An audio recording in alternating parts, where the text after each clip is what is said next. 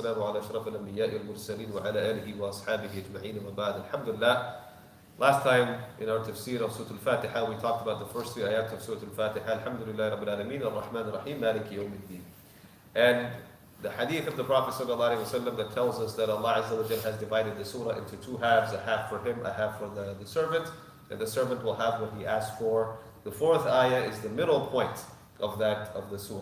Right, the fourth ayah, this ayah, إِيَّاكَ نَعْبُدُ وَإِيَّاكَ نَسْتَعِينُ, is the middle point of this surah. And we also mentioned that Surah Al-Fatiha is a surah that is a summary of the entire Quran. And so, have the first three ayat of Surah Al-Fatiha, they're telling you, roughly what a bulk of the Quran is actually focused on. Right, a bulk of the Quran is actually focused on us learning about Allah, His attributes, His names, how Allah Subhanahu wa Taala deals with us, interacts with this world, decides, and so on and so forth. So the Quran, for the bulk of it, is teaching you about your Creator, Subhanahu wa Ta'ala. And Surah Al-Fatiha in the first half is teaching you about that reality, that who is Allah, He deserves praise, what are some of His names and attributes, and so on and so forth. And then you get to this ayah where you make a statement. After praising Allah Subhanahu wa Ta'ala, you now make a statement. إِيَّاكَ نَعْبُدُ وَإِيَّاكَ نَسْتَعِينُ. That you alone do we commit our ibadah to, and in English we say worship, right? We commit our ibadah to servitude, and you alone we ask for help, right? You alone we ask for help. There are a few things to note about, number one, the structure of this ayah, right? And some of these things are common that we've heard before, that Allah Subhanahu wa Ta'ala has used language where the norm of normally saying we worship you, we ask you for help. Right, that seems like a normal way to say something, but Allah Subhanahu wa Taala has worded it in a way where it specifically only makes it for Allah Azza wa Jalla. إِيَّاكَ نَعْبُدُ. And there's emotion in that statement, and you can think of it yourself if you're talking to Allah and you're saying to Allah, Allah, we worship you. Now you can say it like that, but you can also word it in ways that are more emotional. You can put it in a way that is more pleading, that is more specific. Ya Allah, it is only you that we worship. Only you, Ya Allah, no one else. But you can come up with more emotional ways to make the statement. So, إِيَّاكَ نَعْبُدُ is one of those, is a way to make that statement a little bit more specific with more emotion. Right? You're singling out Allah Azza wa Jalla, that there's ibadah is not due to anyone else except for you. And وَإِيَّاكَ نَسْتَعِينُ, the same thing, you're repeating it again, and only you do we ask for help, do we ask for assistance. And so the structure of the ayah is one of those things. Though the ibadah has been mentioned before seeking help. So worship before seeking help. Some of the ulama, they commented on this as well, saying that Allah Azza wa Jalla, when He mentions things in an order, there's a reason for the order. Right? There's a reason. And oftentimes the reason is priority. Right? So the priority is always on ibadah first. You want the help of Allah Azza wa Jalla, fulfill your ibadah. You're making a statement. You alone we worship, you alone we ask help. You want to ask Allah for help? Check your ibadah. Right? Either increase your ibadah, improve the quality of your ibadah, and that will have a direct influence on your asking Allah Azza wa Jalla for help and the likelihood of you receiving that assistance and help from Allah Subhanahu wa Ta'ala. And so in the ayah, there's also a formula for something that we all want. We want Allah to answer our du'as, we want Allah to listen to us, we want to plead our cases before Allah. There are things that we desire in this world, and we only ask Allah Azza wa Jalla for them because He is the only one that decides ultimately if we get them or not. And so there's the formula. So if you want something, increase your ibadah or improve the quality of your ibadah. Both is good, right? Doing both is good, but there's something has to change in your ibadah. If you're asking Allah for something, you should focus on, okay, what does my ibadah look like right now? How do I make it better? How can I improve the quality? What more can I do for Allah Azza wa Jalla? And so those two are related to each other. Another thing that's happening in Surah Al-Fatiha here is you're going from talking about Allah Subhanahu wa Ta'ala in the third person to now talking to Him directly. Right? So you're saying praise is to Allah.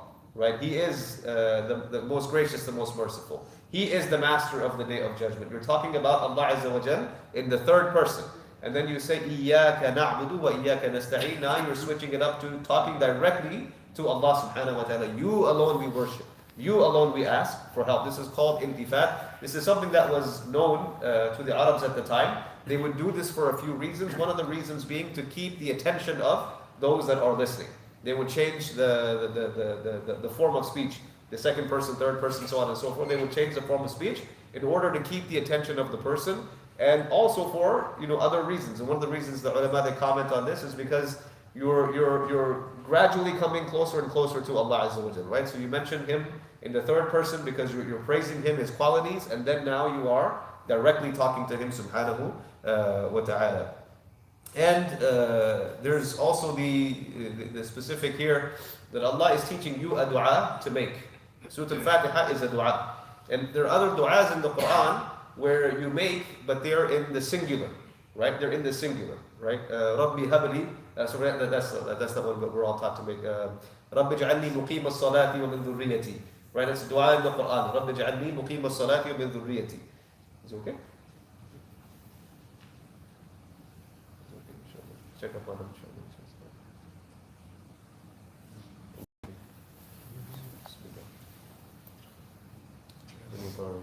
Brothers are talking in the shop. Like you better shifa, inshallah. But you're mentioning in the plural. You're mentioning it in the plural. Iyyaka na'budu. We worship and we ask for help.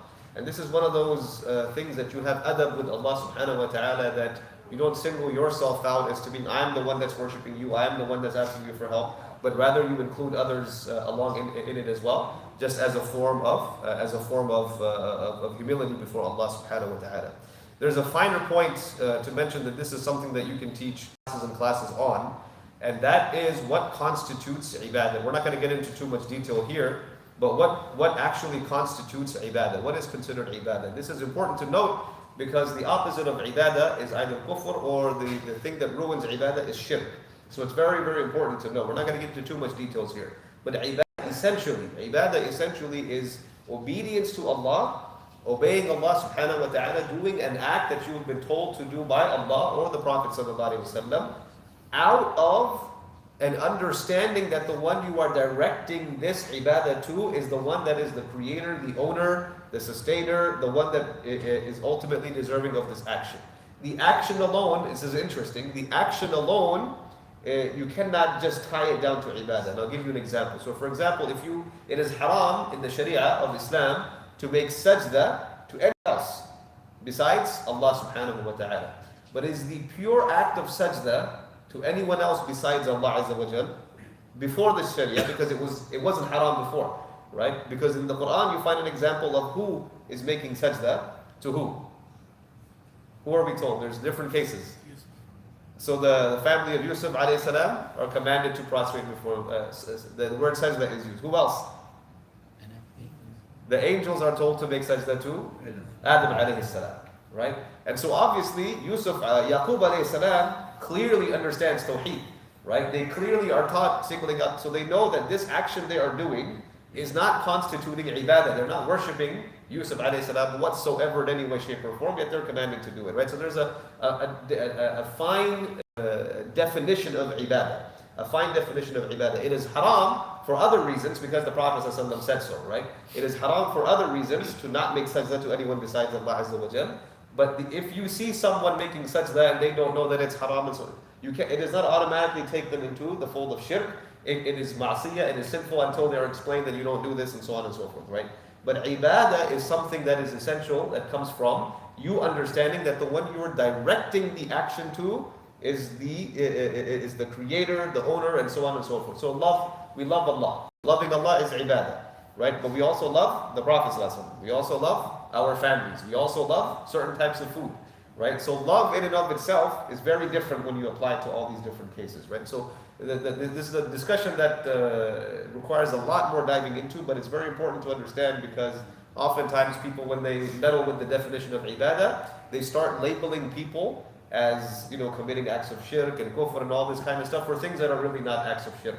We only ask Allah for help, right? We only ask Allah for help. The Prophet ﷺ said, إِذَا اسْتَعِنْتَ فَاسْتَعِنْ بِاللَّهِ, right? When you seek help from Allah. But he also says, sallallahu alayhi wa sallam, Allahu fi awn al-abdi ma kana al-abdu fi awni akhihi. Allah is there to help His servant as long as the servant is there to help his brother, right? And so there's a specific type of seeking help that is considered ibadah. And that is when you're seeking help in a way that you are tying your results into this other person. So if you are seeking rizq and provision, and if you really actually think this other person or this opportunity or whatever is the sole way for you to get rizq, that's a problem. But if you know that you're just asking someone for simple assistance and simple help, that is not considered, shirk in any way, shape, or form. We ask help from each other all the time, every single day. There's nothing wrong with that. وَأَمَّا الْيَتِيمَ فَلَا تَقْهَرْ وَأَمَّا السَّائِلَ فَلَا تَنْهَرْ. The one that is asking you for what? For money, for help, for aid, right? So that act in and of itself is not an act of shirk. So it's very important because people sometimes when they misunderstand the definition of ibadah, of what worship actually is, then they start labeling simple acts that people do as actually acts of shirk, and then the Sharia Islam becomes much more unnecessarily restricted than it actually has to be. And the ulama have defined these things very, very clearly. But we worship only Allah, we seek help from only Allah. This is at the ultimate level that we know only Allah Azza wa Jal is the one that can give us anything that we need. And our complete ibadah, meaning being an abd, a servant that are under the ownership of who? That is to Allah subhanahu wa ta'ala. So even when the angels, they do sajda, they do it because Allah told them to do so. They are under Allah's command, right? Whether they understand the action or not. And this is the same thing for us. Whether we understand what Allah Azza wa Jal asks of us or not is beyond our understanding sometimes. But we are responsible for responding and doing the things that Allah subhanahu wa ta'ala has commanded us to do and asked us to do. We ask Allah Azza wa Jal for more understanding. Jazakumullah khair. Wassalamu alaikum wa rahmatullahi wa barakatuh.